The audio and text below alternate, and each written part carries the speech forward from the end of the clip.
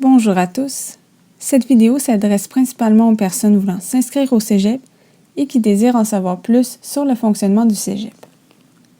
L'objectif d'aujourd'hui sera donc de présenter le fonctionnement des formations préuniversitaires et techniques en vue de te préparer à la charge de travail qui t'attend. Nous allons voir notamment le fonctionnement des calendriers et de l'horaire des deux types de formations et la conciliation travail-études.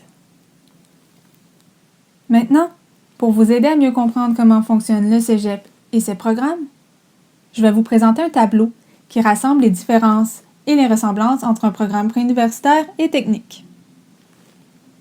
On va commencer par les différences. En premier, la durée de la formation. Le préuniversitaire est d'une durée de 2 ans, tandis que la technique est d'une durée de 3 ans. En deuxième, que le préuniversitaire offre des cours plus axés sur la théorie et que la technique mise plus sur la pratique.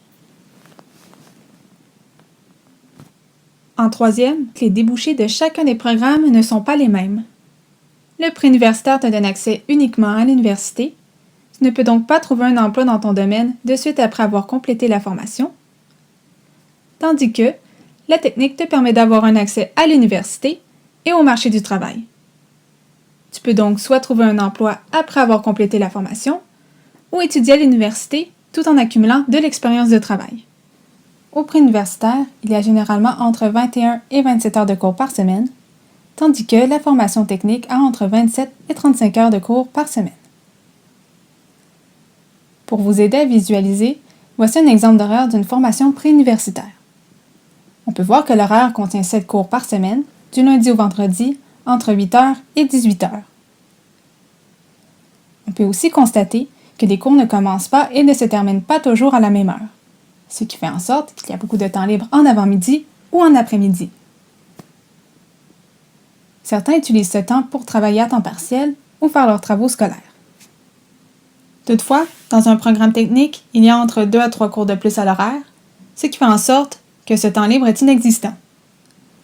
Donc, si vous souhaitez faire une formation technique, il est conseillé de ne pas travailler du tout, car 9 à 10 cours par semaine est très exigeant.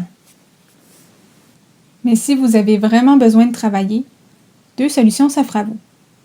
En premier, vous inscrire sur le site de l'aide financière aux études et demander un prêt au gouvernement, c'est-à-dire de vous prêter de l'argent que vous allez remettre à la fin de vos études. Cette solution vous permettrait d'arrêter de travailler et de vous concentrer sur vos études. En deuxième, si tu n'es pas admissible aux prêts et bourses du gouvernement ou que l'aide est insuffisante, allez voir l'aide pédagogique individuelle de votre Cégep et demandez-lui de vous faire un horaire sur 4 ans. Comme ça, vous allez avoir 6 ou 7 cours par session au lieu de 9 ou 10, ce qui va vous permettre d'avoir du temps pour travailler sans nuire à vos études. Il est important de savoir que de finir une technique en 4 ans ne vous pénalise pas du tout. Ça ne va pas affecter vos chances d'aller à l'université. Maintenant, regardons les ressemblances. En premier, les deux permettent l'entrée à l'université. En deuxième, le calendrier fonctionne de la même façon, peu importe le programme. Contrairement au secondaire, il n'y a pas 3 étapes, mais plutôt 2. D'ailleurs, on utilise plus le mot session que étape.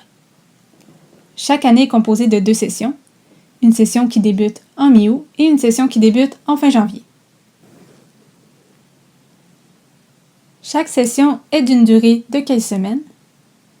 Et en mi-session, tout le monde a une semaine de lecture pour se préparer aux examens ou avancer ses projets. Il n'y a donc pas de cours durant cette semaine. Je vous avoue que certains utilisent cette semaine de lecture soit pour partir en vacances ou travailler plus d'heures, mais c'est plutôt déconseillé. Au Cégep, il y a beaucoup plus de lectures et de projets qu'au secondaire. Cette semaine vous sert justement à vous donner plus de temps pour vos études, du temps que vous n'avez pas généralement. Donc, utilisez ce temps de façon intelligente. En troisième, la structure de la formation est la même. Tout le monde doit faire des cours de formation générale, c'est-à-dire les cours de littérature, d'anglais, de philosophie, d'éducation physique et aussi 2 cours complémentaires. Aussi, tout le monde a des cours spécifiques, ce qui correspond aux cours propres au programme. Exemple, en sciences humaines, les cours spécifiques correspondent à la matière qui vont enseigner le domaine de la psychologie. Aussi, dans les 2 cas, tout le monde doit passer l'épreuve uniforme de français pour obtenir leur diplôme. Ce test a lieu vers la fin de votre cours de français 3. Pour conclure, si vous ne savez pas à quoi vous attendre en termes de difficultés, ne vous en faites pas. Au Cégep, il y a des services de mentorat gratuits et des services d'aide afin de vous aider dans les cours que vous trouvez difficiles. Il suffit de vous informer sur le site de votre Cégep. Sur ce, merci d'avoir écouté la vidéo.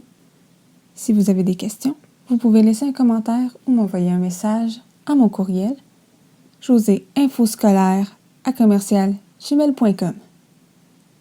Sur ce, bonne rentrée!